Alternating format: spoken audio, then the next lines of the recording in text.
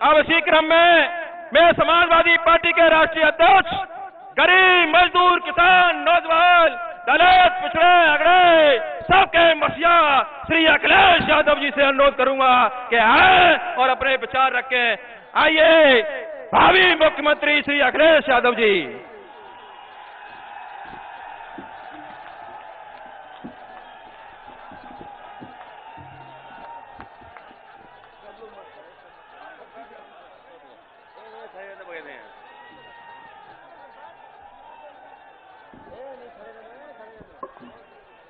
स्वागत होगा भी, स्वागत होगा, रखे रहिए, स्वागत करेंगे भी, स्वागत होगा।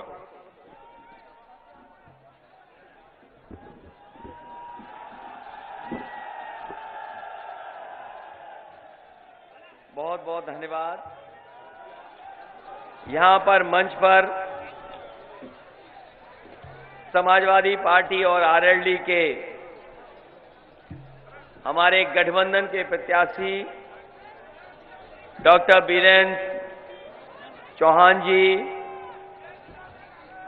मंच पर उपस्थित समाजवादी पार्टी के जिला अध्यक्ष जितेंद्र वर्मा जी, आरएलडी के जिला अध्यक्ष नरेंद्र बघेल जी, मंच पर उपस्थित पूर्व विधायक अमर सिंह परिहार जी, युवराज परिहार जी, वाजिद निषाद, आजाद सिंह जी, कप्तान सिंह चहार, राजपाल यादव जी, राजा बेटी बघेल जी, शिवराम यादव, विवेक यादव, तुलसी राम जी और यहां पर उपस्थित बड़ी संख्या में आरएलडी और समाजवादी पार्टी के सभी नेतागण, इस चुनावी कार्यक्रम में उपस्थित हमारे किसान भाई, आदरणीय बुजुर्ग, नौजवान साथी, पत्रकार बंधुओं, मैं सबसे पहले दोनों दलों के आए हुए सभी लोगों का बहुत बहुत धन्यवाद और आभार प्रकट करना चाहता हूं। हम लोग लगातार आगरा और मथुरा और पहले चरण के चुनाव में, जिसमें मुजफ्फरनगर से लेकर के मेरठ, हापुड़, बागपत, बुलंदशहर, लगातार हम लोगों ने कार्यक्रम किए और उन कार्यक्रमों में आरएलडी के राष्ट्रीय अध्यक्ष जयंत चौधरी जी और हम दोनों ने मिलकर के कार्यक्रम किए। कल भी जब मार्च में हम लोगों का कार्यक्रम था तो दोनों दलों के हम लोग मिलकर के कार्यक्रम किया, लेकिन क्योंकि चरणबद्ध चुनाव है, पहले चरण में ही बड़ी संख्या में विधानसभा हैं, हम लोगों ने तय फिर ये किया कि जो क्षेत्र छूट गए हैं, जिन क्षेत्रों में जाना जरूरी है, एक तरफ तो आरएलडी के राष्ट्रीय अध्यक्ष जयंत चौधरी जी जा रहे हैं और दूसरे क्षेत्र जो छूट गए उसमें हमें जाने का मौका मिल रहा है। मैं आपके बीच में बहा का कार्यक्रम करके आया हूं और जिस तरीके का समर्थन और सहयोग जनता दे रही है, मैं कह सकता हूं कि इस बार आरएलडी और समाजवादी पार्टी की गठबंधन की सरकार बनने जा रही है। बताओ गठबंधन के पक्ष में हो कि नहीं हो? जब से हैंडपंप और साइकिल आई है, भारतीय जनता पार्टी के लिए दरवाजा बंद हो गए। बताओ साइकिल और हैंडपंप साथ साथ हैं कि नहीं है? इसलिए मैं कहना चाहता हूं कि ये चुनाव उत्तर प्रदेश के भविष्य के साथ साथ देश के लोकतंत्र को बचाने का भी चुनाव है। ये देश बड़ी मुश्किलों से न जाने कितने लोगों के शहीद होने के बाद लोगों ने जान निछावर कर दी, उसके बाद हमारा देश आजाद हुआ। और ये बात मैं इसलिए कह रहा हूं कि भारतीय जनता पार्टी के लोग अगर दोबारा सत्ता में आ गए तो जो बाबा साहब भीमराव अम्बेडकर जी ने संविधान दिया था, उस संविधान को भी खत्म कर देंगे। इसलिए उत्तर प्रदेश के भविष्य का चुनाव है।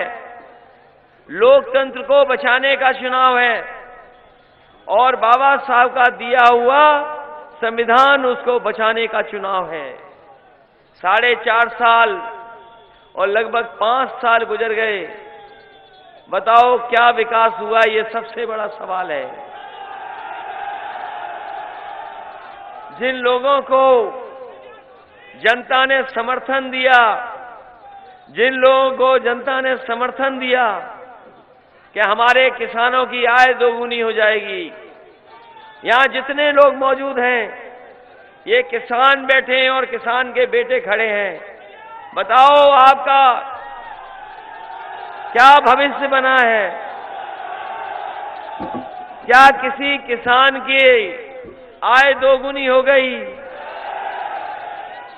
जो आप पैदावार कर रहे हो, क्या उस पैदावार की सही कीमत मिल गई? न आय दोगुनी हुई। और अगर हिसाब किताब लगाओगे तो हर एक की कमाई आधी हो गई। और जो महंगाई बढ़ी है, आज अगर महंगाई का हिसाब किताब लगा लो तो लगातार महंगाई बढ़ रही है। डीजल पेट्रोल महंगा हो गया कि नहीं हो गया? और किसी किसान को खाद नहीं मिली। बताओ खाद मिली कि नहीं मिली? और अगर खाद लेकर के भी आए होगे तो बताओ खाद की बोरी में से चोरी हो गई कि नहीं चोरी हो गई? मैं कभी कभी सोचता हूं कि भारतीय जनता पार्टी को ये बोरी की चोरी कहां से आई है, कहां से ये बोरी की चोरी सीखे हैं। न जाने कहां से बोरी की चोरी सीख गए। जो कभी डीएपी 1200 की थी, बताओ अब कितने में खरीद रहे हो? 1800, 2000 पहुंच गई। और जो यूरिया थी 300 रुपए की, वो अब बताओ कितनी पहुंच गई।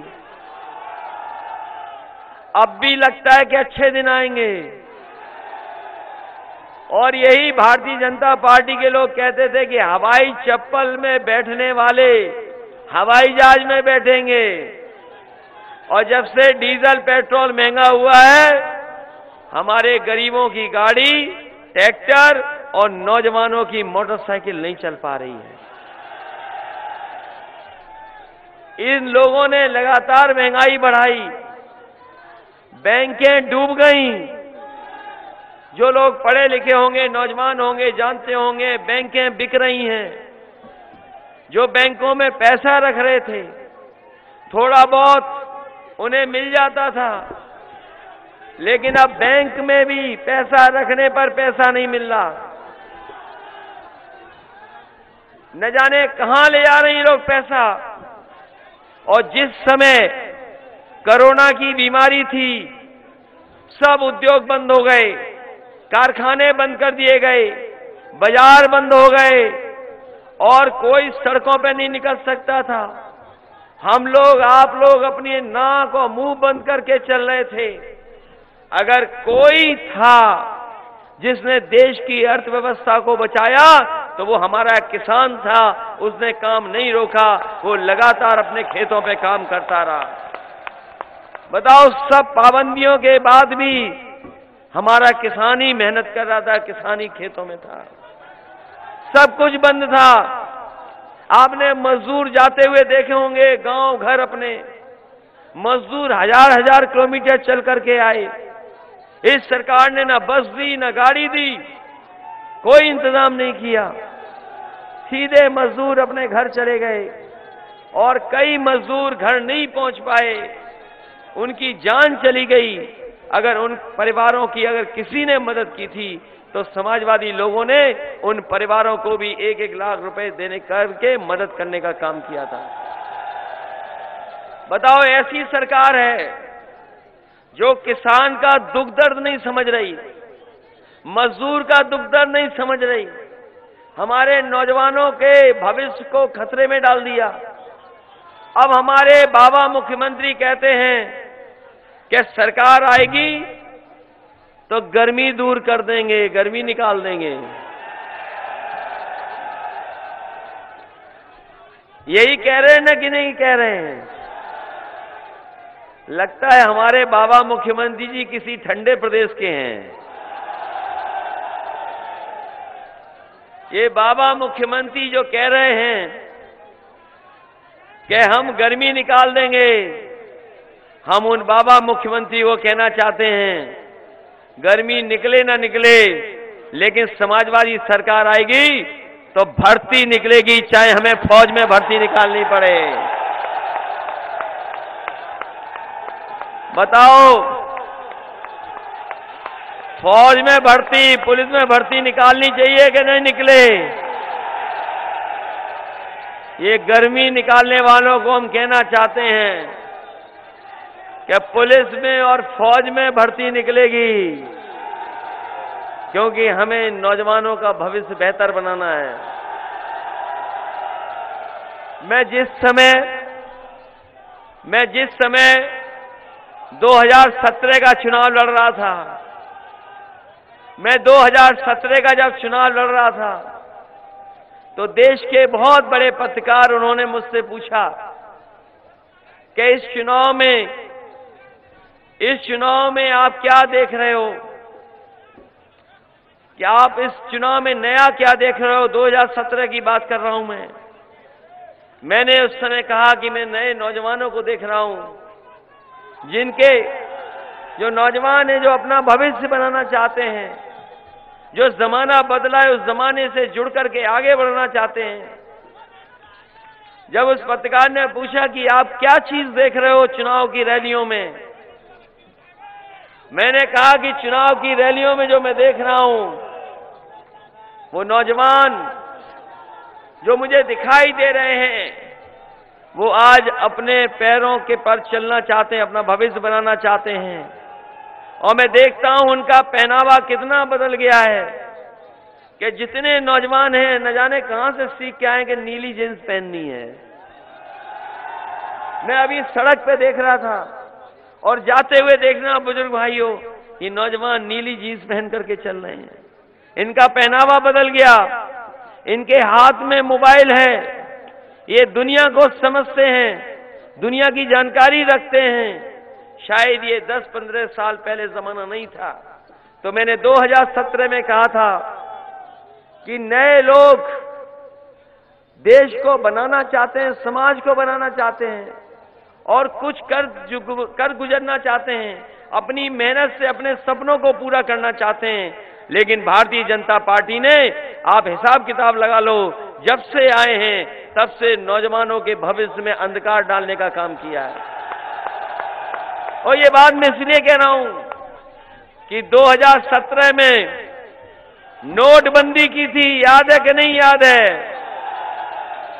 और उस समय में भी आया था, उससे हमारी दूसरी प्रत्याशी चुनाव लड़ रही थी। यही लड़ रही थी।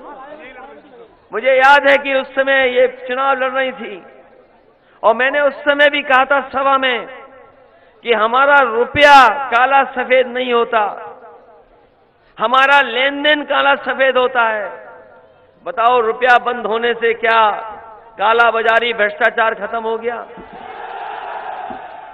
बताओ, बीजेपी ने यही तो कहा था कि नोटबंदी हो जाएगी तो भ्रष्टाचार खत्म हो जाएगा, नोटबंदी हो जाएगी तो काला धन वापस आ जाएगा, नोटबंदी होगी तो आतंकवाद खत्म हो जाएगा। बताओ कितना भ्रष्टाचार खत्म हुआ। जब पुलिस पर 100 नंबर था, जब पुलिस 100 नंबर था, तब तो पुलिस ठीक थी, लेकिन जब से पुलिस का नंबर भी 112 कर दिया, पुलिस को भी पूरा कबाड़ा कर दिया बाबा जी ने। बताओ, कबाड़ा हो गया कि नहीं हो गया? और ये क्षेत्र तो आलू का क्षेत्र है, कोई खेत ऐसा नहीं जिसमें आलू ना रखा जाता हो। है आलू का क्षेत्र के नहीं है? और याद करो, जब सरकार बनी थी इन्हीं बाबा मुख्यमंत्री की, तो इन्होंने कहा था कि चाहे हमें सरकार से आलू खरीदना पड़े, हम आलू खरीदेंगे। बताओ, किसी का सरकारी आलू खरीदा गया हो तो बता दो। और हम समाजवादी लोगों ने आलू ले जाकर के मुख्यमंत्री के आवास में फेंक दिया। जिसको भेजा था किसान को, वो मुख्यमंत्री का आवास भूल गया, तो न केवल उसने आवास में डाला, वो गवर्नर साहब के यहां भी आलू डाल के आ गया था। उसे दिखाई दिया कि ये बड़ा घर है, बड़ा बंगला है, शायद यही मुख्यमंत्री रहते होंगे। आलू वहां भी फेंक दिया, और इसलिए फेंक करके आए थे कि कम से कम मुख्यमंत्री समझ लें कि आलू का किसान, हमारा काश्तकार, हमारा कारोबार करने वाले की ये सरकार सुध ले। लेकिन अभी भी आलू को लेकर के कोई बड़ा फैसला सरकार नहीं कर पाई। मुझे बताया मंच पे कि बीजेपी के आए थे, तो उन्होंने क्या कहा था कि कोई कारखाना लगाएंगे, हैं? ये भारतीय जनता पार्टी के बड़े बड़े नेता आए थे, वो ये कह रहे थे कि पोटैटो का प्रोसेसिंग प्लांट लगाएंगे। हमें तो लगता है इस क्षेत्र में तो लगाए ना, बीजेपी वालों ने अपने घर में प्रोसेसिंग प्लांट लगा लिया है। इसलिए जब कभी आलू सड़े तो ट्रैक्टर में भरना और उनके घर पे भेज देना जाकर के। ये क्षेत्र से लेकर के कन्नौज और फर्रुखाबाद वो इलाका है जहां सबसे ज्यादा आलू पैदा होता है। उत्तर प्रदेश का सबसे ज्यादा आलू अगर कहीं पैदा होता है तो आपके क्षेत्र से लेकर के कन्नौज और कानपुर देहात तक पैदा होता है। चाहे वो फर्रुखाबाद हो, कन्नौज हो, फिरोजाबाद हो, आपका एतमादपुर हो, या आपके इस इलाके का जो आलू है सबसे अच्छा आलू माना जाता है। खंदौली का सबसे अच्छा आलू माना जाता है, फिरोजाबाद का अच्छा आलू माना जाता है। और न केवल खंदौली के आलू का परिचय केवल यहां नहीं है, देश में हर जगह आलू यहीं का पहुंचता है और लोगों के बीच में यही खाने को मिलता है। इसलिए मैं आपको कहकर के जा रहा हूं किसान भाइयों, चाहे हमें आपके सिंचाई की बिजली फ्री करनी पड़े, समाजवादी सरकार बनेगी तो बिजली आपकी फ्री होगी, आपको पैसा देना नहीं पड़ेगा। सिंचाई पहले भी फ्री थी, सिंचाई की बिजली फिर फ्री होगी, और घरेलू बिजली 300 यूनिट फ्री देने का काम भी समाजवादी सरकार में होगा। और आलू को लेकर के हम पिछली बार तो नहीं कर पाए थे। रुक जाओ भाई, अच्छी बात बताऊंगा। मैं पिछली बार आलू को लेकर के मैं एक बहुत बड़ा कारखाना लगाने जा रहा था, लेकिन समय कम था, और जब तक हम लगाने के लिए तैयार हुए तब तक हम लोगों को मौका नहीं मिला, सरकार चली गई। इधर मैंने देखा है कि शराब पीने से लोग मर जा रहे हैं। अभी कुछ दिन पहले रायबरेली में मरे थे, कुछ दिन पहले लखनऊ में भी मरे थे, कुछ दिन पहले अलीगढ़ में मरे थे। और अलीगढ़ में तो ऐसे भी जान चली गई कि जो खराब वाली लाते थे शराब, वो कहीं नहर में फेंक के चले गए। जो दूसरे आए उनने पी ली तो वो उनकी भी जान चली गई। इस फतेहाबाद में भी लोगों की जान गई। इसलिए मैं आपसे कहना चाहता हूं, क्योंकि बीजेपी के लोग इसका न जाने क्या क्या निकालेंगे मतलब, और मतलब न जाने क्या निकालें। लेकिन जब मैंने जानकारी की थी, इधर हमारे पत्रकार साथी जानते होंगे कि पहले वोडका का जो मार्केट शेयर था वो 2% है, लेकिन जब से बीजेपी की सरकार आई है वोडका पीने वालों की भी मार्केट बढ़ गई है। इसलिए, और ये बात कागज पे है, कोई मैं अपनी तरफ से नहीं कह रहा हूं, और ये बात मैंने इसलिए कही है क्योंकि कल अगर पत्रकार लोग बहस करें तो ये बात दिखाएं और बताएं, जनता को सुनाएं, अपने टीवी के माध्यम से जानकारी दें कि जब बीजेपी की सरकार नहीं आई थी तब 2% शेयर था वोडका का, लेकिन जैसे ही भारतीय जनता पार्टी की सरकार आई अब शेयर बढ़कर के न जाने कहां पहुंच गया है मार्केट में।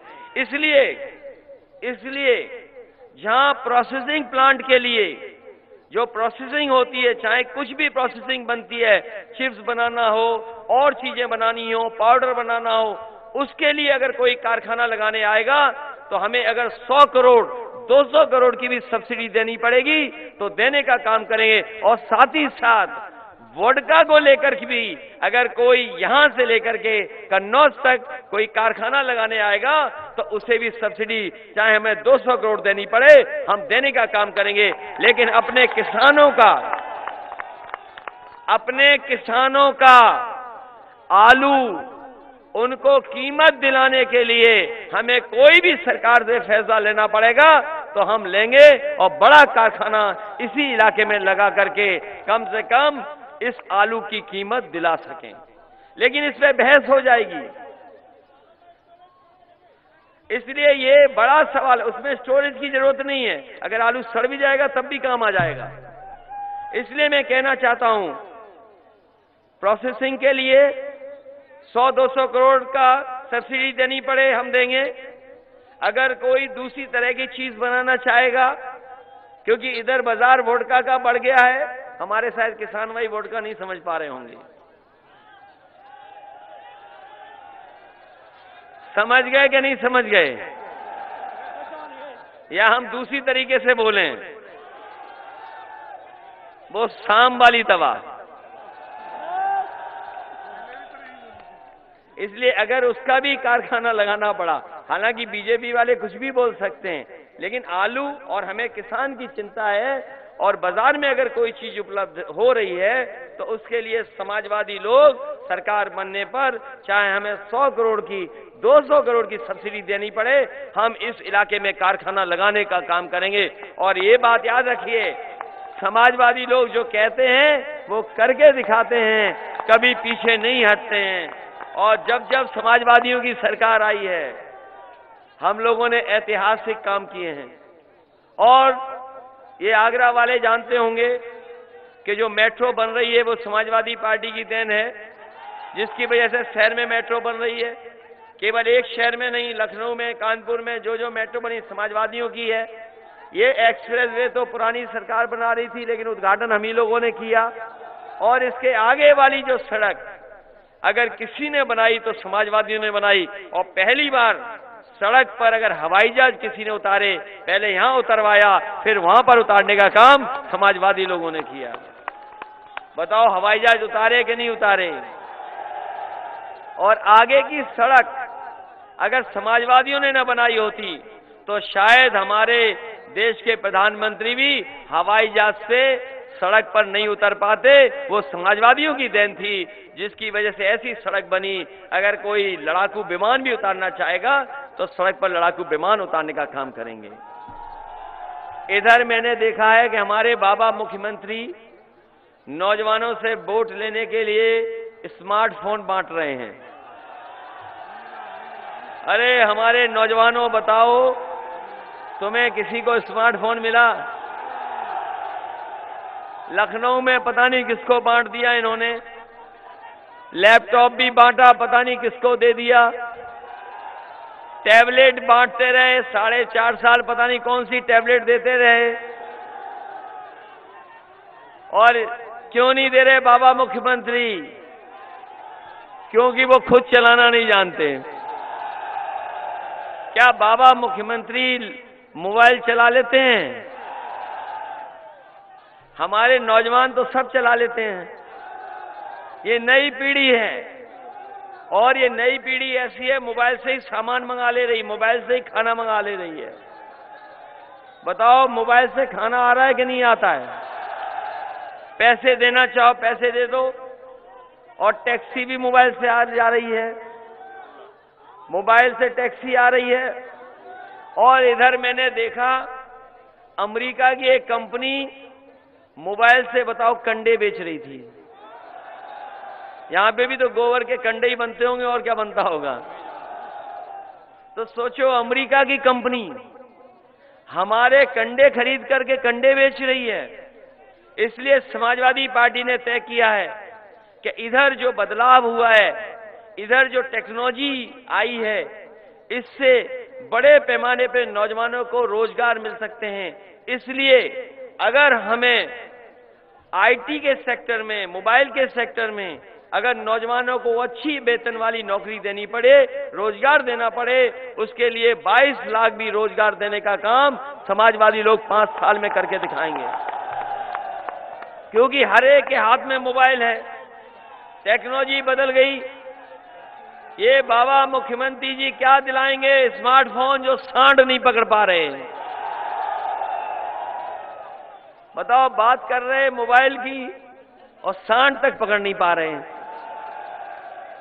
आपके यहां भी हैं सांड के नहीं हैं? और खेतों में तार है कि नहीं है? इसलिए मैं आपसे निवेदन करने आया हूं, ये चुनाव समाजवादी आरएलडी साइकिल हैंडपंप का है। यहां पर साइकिल चुनाव लड़ रही है, इसलिए हैंडपंप वालों खूब हैंडपंप चलाइए और साइकिल को दौड़ाइए। बताओ, साइकिल को दौड़ाओगे कि नहीं दौड़ाओगे? ये तो हमें आखिरी वक्त पे प्रोफेसर मिल गए जिन्हें हमने चुनाव लड़ा दिया। एक आए थे प्रोफेसर टिकट मांगने, एक दूसरे प्रोफेसर आए थे टिकट मांगने। वो गणित के प्रोफेसर थे, हिसाब किताब लगा के हमें छोड़ के चले गए। पता नहीं कौन सा हिसाब किताब लगाया, हम लोगों को छोड़ के चले गए। अब हम दूसरे प्रोफेसर पकड़ लाए, एग्रीकल्चर वाले प्रोफेसर हैं। और ये अगर एग्रीकल्चर वाले प्रोफेसर हैं, इन्हें विधायक बनाओ, आलू के प्रोसेसिंग यूनिट लगाना हो, चाहे हमें वोडका का प्लांट लगाना पड़े, वो हम ऐसे लगाने का काम करेंगे। बताओ, आलू से वोडका बन सकता है? शराब बन सकती कि नहीं बन सकती? भाई हम इनसे पूछ लें, क्योंकि ये पढ़े लिखे हैं, हमारी तो पढ़ाई भूल गए हम। इसलिए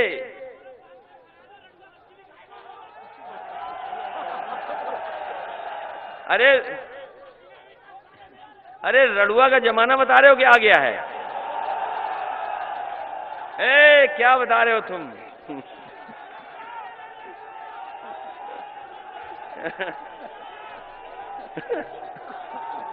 नौजवान, इसीलिए मैं कह रहा हूं, सुनो, एक मिनट, तुम्हारी बात है। ये जो नौजवान का दुख है, ये सच में ईमानदारी से दुखी है ये, और ये भर्ती नहीं निकली है। इसीलिए मैंने कहा, नौजवान, ये कोरोना में कई लोग ओवर एज हो गए हैं, क्योंकि ये ऐसी बीमारी आई, किसी को पता नहीं था कि बीमारी कितने दिन चलेगी। जो मरीज थे वो भी परेशान थे, दवाई क्या लें, डॉक्टर भी परेशान थे कि दवाई क्या दें, और कभी कोई दवाई कभी कोई दवाई, बीमारी आई। अब पाबंदियों में हम लोग चुनाव प्रचार कर रहे हैं। इसलिए अगर हमें उम्र की भी छूट देनी पड़े तुम्हारे रडुआपन खत्म करने के लिए, तो उम्र की छूट भी देनी पड़ी। तो जो गर्मी निकाल रहे हैं, उन्होंने फौज में नौकरी नहीं निकाली, पुलिस में नौकरी नहीं निकाली, इसलिए फौज में हम विशेष निवेदन करेंगे, क्योंकि हम विशेष निवेदन करेंगे फौज से, हम विशेष निवेदन करेंगे फौज से कि हमारे उत्तर प्रदेश के नौजवान फौज में जाना चाहते हैं और देश की सेवा करना चाहते हैं। और अगर समाजवादी सरकार बनती है तो हमें फौज के लिए जो भी सुविधा देनी पड़ेगी हम देंगे, और फौज से कहेंगे कि हमारे नौजवानों को ज्यादा से ज्यादा फौज में भर्ती करने का काम करेंगे। और साथ ही साथ कोरोना में जो उम्र की वजह से बहुत सारे लोग भर्ती नहीं दे सकते हैं, अगर कोरोना की वजह से हमें छूट देनी पड़ी तो समाजवादी सरकार में हम छूट देने का काम करेंगे, जिससे हमारे नौजवानों का भविष्य बन सके। इसलिए बताओ साथियों, आगरा में तो जीत रहे हैं बहुत सारी सीटें, हम लोग आगरा में सबसे ज्यादा सीटें जीतने जा रहे हैं पहली बार। और हम और जयंत चौधरी जी लगातार घूमे हैं मेरठ में, मुजफ्फरनगर में, शामली में, हापुड़ में, बुलंदशहर में, गाजियाबाद में, नोएडा में। और बताओ, नोएडा में तो किसी ने खुशी में एक वो पटाखा चला दिया, उसी पे एफआईआर हो गई, हम पे और जैन चौधरी जी पे। अरे भाई, खुशी में कौन नहीं पटाखा चलाता बताओ? हमें क्या पता था कि पटाखा भी पाबंदी में है? तो बताओ, वहां भी लग गया हम लोगों पे एफआईआर।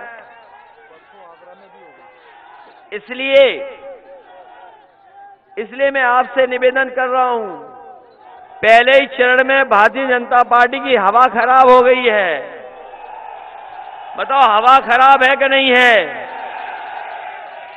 अभी कल गया था मैं अलीगढ़, मैं अलीगढ़ वालों से निवेदन करके आया हूं, और हमने निवेदन ये किया है कि समाजवादी पार्टी और आरएलडी मिलकर के भारतीय जनता पार्टी के लिए दरवाजा बंद करके ताला लगाना चाहती है। तो कम से कम ऐसा ताला बना दो जिसकी चाबी ना हो, एक बार ताला लगा दें तो। बताओ, इन्हें हराओगे कि नहीं हराओगे? ये हमारे असली प्रोफेसर हैं, ये असली प्रोफेसर हैं, इनकी मदद करोगे कि नहीं करोगे? और सबसे बड़ी बात है, चुनाव तो किसी का है, वो तो प्रत्याशी हैं, लेकिन बताओ, चुनाव सरकार बनाने का हमारा है कि नहीं है? एक तो बाबा मुख्यमंत्री हैं, न स्मार्टफोन चला पाते, न टैबलेट चला पाते, न लैपटॉप चला पाते। अच्छा, उनके लिए लिखता भी कोई और है, पोस्ट भी कोई और करता है। तो बताओ, जिस सरकार ने, जिस पार्टी ने लैपटॉप बांटा था, उस पार्टी की मदद करोगे कि नहीं करोगे? और हमारी सरकार में जिसके घर में भी लैपटॉप गया होगा, आज भी चल रहा होगा, आज भी बंद नहीं हुआ होगा। ये सड़कों पे जो एम्बुलेंस चल रही है, वो बताओ समाजवादियों की देन है कि नहीं है? जो 100 नंबर 112 हो गई, वो इसलिए था कि गरीब का कहीं झगड़ा हो जाए, खेत में पानी को लेकर के झगड़ा हो जाए, जानवर को लेकर झगड़ा हो जाए, पानी की निकासी को लेकर झगड़ा हो जाए, तो हमारे गरीब को थाने ना भागना पड़े, वहीं फोन मिलाए और पुलिस उसकी मदद के लिए पहुंच जाए। ये इंतजाम समाजवादियों ने किया था। बताओ, आज सड़कों पे वही गाड़ियां दिख रही कि नहीं दिख रही? और बाबा जी ने गाड़ियों के टायर भी नहीं बदलवाए, जो घिस गए टायर उनको भी नहीं बदलवा पाए। और हम चले जाएं तो पुलिस के लोगों से पूछना, बताओ पुलिस को सबसे ज्यादा प्रमोशन किस पार्टी ने दिए थे, बता दो आप। और पुलिस पे इतनी गाड़ियां कभी नहीं थी जितनी समाजवादियों ने दे करके दिखा दी। और अगर आने वाले समय में कानून व्यवस्था को बेहतर करने के लिए हमें गाड़ी भी ज्यादा बढ़ानी पड़ी, तो गाड़ी बढ़ा करके हम आम लोगों को सुरक्षा देने का काम समाजवादी सरकार में करेंगे। इसलिए आपसे विशेष निवेदन करते हुए, साइकिल की मदद करना हम आरएलडी के लोगों से भी कहेंगे और समाजवादियों से कहेंगे। ये बहुत पुराना गठबंधन फिर हुआ है। गठबंधन ये किसानों का गठबंधन है, नौजवानों का गठबंधन है, आप लोगों का गठबंधन है। बताओ, मदद करोगे कि नहीं करोगे? इसलिए एक एक वोट साइकिल के चुनाव पे डाल देना, यही निवेदन मैं करने आया हूं। और जो जो विकास की बातें कही हैं वो पूरा करने का काम हम लोग समाजवादी सरकार में करेंगे। इन्हीं शब्दों के साथ आप सबका बहुत बहुत धन्यवाद। ओम प्रकाश जुटेल जी जो आए बीजेपी छोड़ करके, मैं उनका स्वागत करता हूं। विष्णु प्रधान जी हैं, मैं उनका भी स्वागत करता हूं। बड़ी संख्या में बाहर ओम प्रकाश बीजेपी छोड़ करके आए समाजवादी पार्टी में, उनका स्वागत करता हूं। साथ ही साथ जितने भी हमारे नेता और कार्यकर्ता हैं, मुझे उम्मीद है कि इस चुनाव में अपने घर घर जाकर के, अपने इलाके में, अपने गांव में समाजवादी पार्टी की मदद कर देंगे, जिससे आने वाले समय में एक ऐतिहासिक जीत हो और एक उत्तर प्रदेश में नई सरकार समाजवादियों की, जिससे हम किसानों का और नौजवानों का भविष्य बेहतर कर सकें। हमें उम्मीद है आपका एक एक वोट साइकिल के चुनाव पे पड़ जाएगा। आप सबका बहुत बहुत धन्यवाद। और मैं बधाई देता हूं कि कम समय में, बहुत कम समय मिला, उसके बावजूद भी इतनी बड़ी संख्या में आप लोग आए हैं। मैं आप सभी का बहुत बहुत आभारी हूं। बहुत बहुत बधाई इस कार्यक्रम के लिए। अब मैं समाजवादी पार्टी के प्रत्याशी डॉक्टर वीरेंद्र सिंह चौहान जी से अनुरोध करूंगा कि आदरणीय अध्यक्ष जी का माला पहना करके स्वागत करें।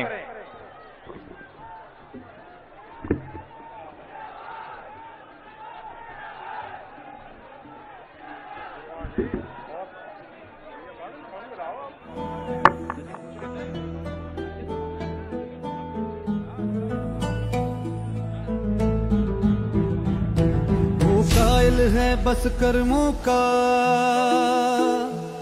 सम्मान करे सब धर्मों का। वो साथी है मजदूरों का,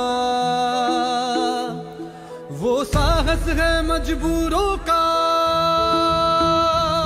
हमदर्द जवानों का है वो, और दोस्त किसानों का है वो। इंसाफ है उसकी आंखों में, वो एक है सचमुच लाखों में। वो धूप में साया बनता है, अब उसके पीछे जनता है। 10 मार्च को चमकेगा तारा अपने उत्तर प्रदेश का। स्वागत है 10 मार्च को अखिलेश का। स्वागत है 10 मार्च को अखिलेश का। स्वागत है 10 मार्च को अखिलेश का। स्वागत है 10 मार्च को अखिलेश का।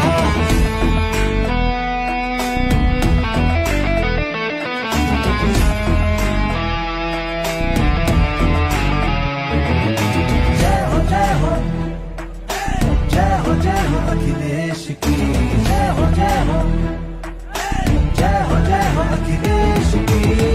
अब उसका उजाला बिखरेगा, उसे रोक लगाना मुश्किल है। आंधी से कोई जा कर कह दे, सूरज को बुझाना मुश्किल है। 10 मार्च को चमकेगा तारा अपने उत्तर प्रदेश का।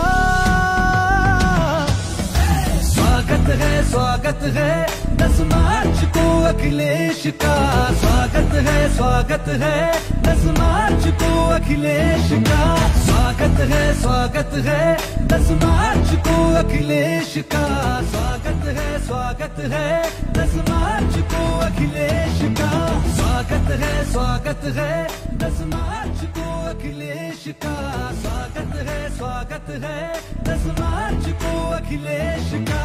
स्वागत है 10 मार्च को अखिलेश का। स्वागत है 10 मार्च को अखिलेश का। Subscribe now and press the bell icon. Never miss an update.